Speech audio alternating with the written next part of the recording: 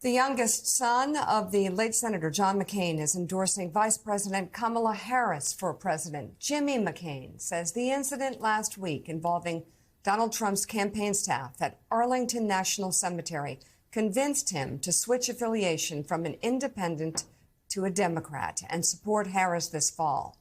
McCain, who recently returned from deployment at a military base in Jordan, said Trump's campaign violated a sacred place by taking photos and video in an area where they are normally prohibited. Arlington Cemetery is sacred to all people who are members of the military, all people who have served in the uniform. It's a sacred area. There's 3 generations of McCains that are buried there. It's a violation because these rules are set in place. The people who are buried there don't have an opinion. The point of Arlington Cemetery is to go and show respect for the men and women who have given their lives to this country. When you make it political, you take away the respect of the people who are there.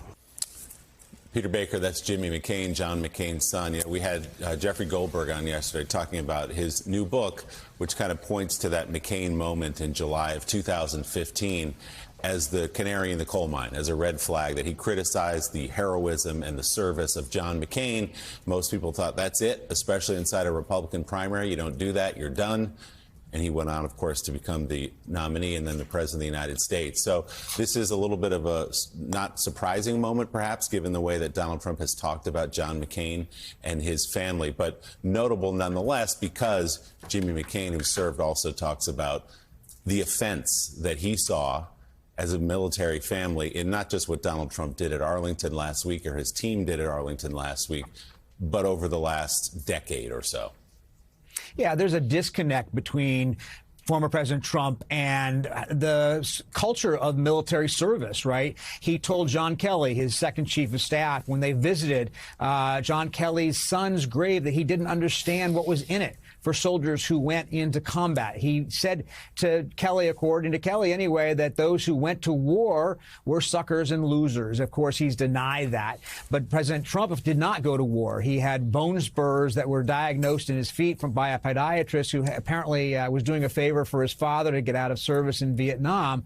And so I think for a lot of military people, there's something, about former President Trump that doesn't understand the values and the virtues that military people feel. Remember, he told General Kelly at one point while he was president, he says, you effing generals, I don't understand. Why aren't you like the German generals? And Kelly says, what are you talking about? And he says, the German generals in World War II. You mean Hitler's generals? Yes, they were very loyal, former President Trump said at that time. Well, Kelly had to remind him, actually, they tried to kill Hitler several times.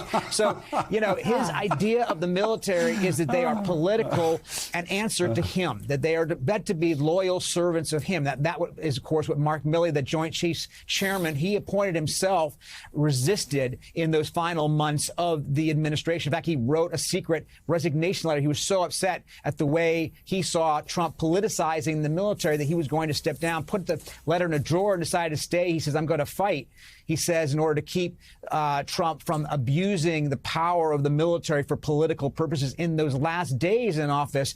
Of course, Mike Flynn shows up in the White House with the plan that essentially would declare martial law over the country in order to reinstate or to keep President Trump in power. So his relationship with the military is a fascinating and important one. And I think there is, obviously he's popular with a lot of people in the military. If you do these rallies, you'll see a lot of veterans there. He absolutely does speak to them in a lot of ways. But a lot of people who have the feeling of the culture of the place, people like Jimmy McCain and John McCain before he passed and John Kelly, really resent Trump's attitude toward the military. Yeah, and Jimmy McCain, you really see a little bit of John McCain's legacy living on. If you look at his political life, he often made decisions that were hard and that went against the grain, but they were the right thing, the patriotic thing to do. Country first. There you go, in Jimmy McCain.